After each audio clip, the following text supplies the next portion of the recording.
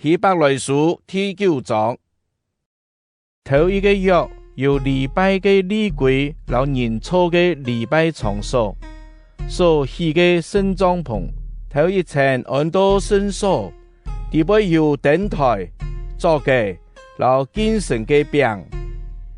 第二兩布簾後，有一層聖帳篷，按到至聖所，地位由燒香用嘅金香壇。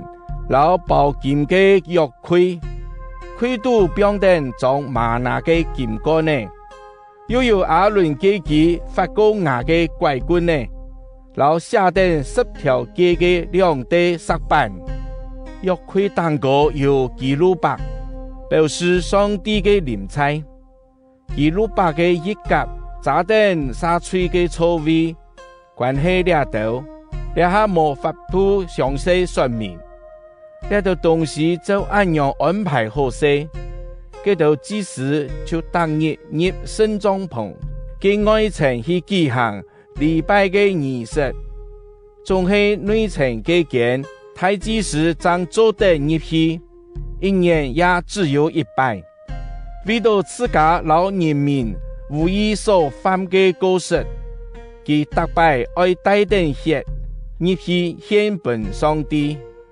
聖靈通過呢道安排來指明外層嘅聖帳篷哪行在，投入至聖所嘅路就盲開。外層聖帳篷係到呢下為止嘅一種儀表，呢就係講獻禮物和祭物本上帝唔會使敬拜嘅人內心上做完全。呢度係有關飲食和各樣嘅節慶儀式天天，呢種外表嘅禮規，到上帝改正一切嘅事就實好了。呢下基督已經來到，佢做大祭司，已經實現一切嘅好事。佢入去嘅聖帳篷很較大，很較完全，唔係人嘅所起嘅。倆就係講，唔係屬倆所錯嘅世界。基督進入至聖所，一拜就拉。這時，佢並冇用山羊和細牛嘅血做祭物，反正用佢自家嘅血來本愛到得到永遠嘅救贖。在禮儀中，用山羊嘅血、牛牯嘅血。老牛馬嘅血，分在幾道無強力嘅人身上，那係能清剔幾道嘅垃圾，本幾道得到強力。按樣，基督嘅血所能成就嘅，更唔係很較多嘛？通過嘅永遠嘅靈，基督獻自家做無缺點嘅祭物本上帝，佢嘅血。為潔淨愛道嘅良心，除脫愛道腐敗嘅行為，本愛道侍奉永生嘅上帝。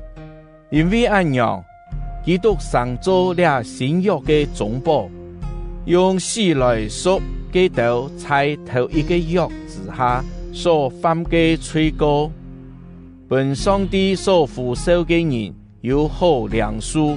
佢所應許永遠嘅福氣，為人一定要證明立為人嘅人已經死脫，因為立為人嘅人很生，為人就無效，佢一死，為人就有效力，所以連頭一個約也係愛用血來殺力才有效。當時摩西做法律。先將所有嘅誡命傳本人民，然後佢拿細牛和山羊嘅血摻到水，用橙紅色嘅羊和牛切草來蘸，分在法律書和所有人民嘅身上。佢講：呢係立約嘅血，係上帝讓你哋立約嘅記號。同樣，摩西也用血分在聖帳篷，並禮拜和禮儀所用各樣嘅器皿蛋糕，照法律嘅規定，差唔多所有嘅器皿全部係用血來潔淨嘅，冇流血就冇殺罪。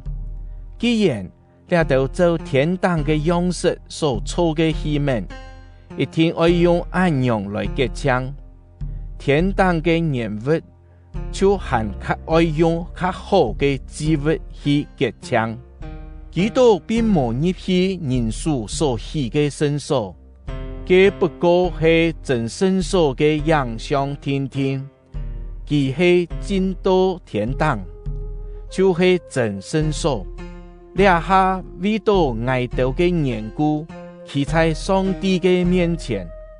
猶太人嘅大祭司愛當然帶定頭上嘅血入去至聖所，總係基督唔是獻自家多多拜，那唔係按樣。對創造世界以來，佢就愛忍受苦難多多拜咯。總係呢下，基督在末世顯現一拜，將自家獻做祭物來除脫罪。就所注定嘅，世界人攏總有一拜嘅事，死後還愛受上帝審判。像按樣，基督也犧牲一拜，來擔當眾人嘅罪。將來佢還愛顯現一拜，唔係為到對付罪，係愛拯救幾多迫切等候佢嘅人。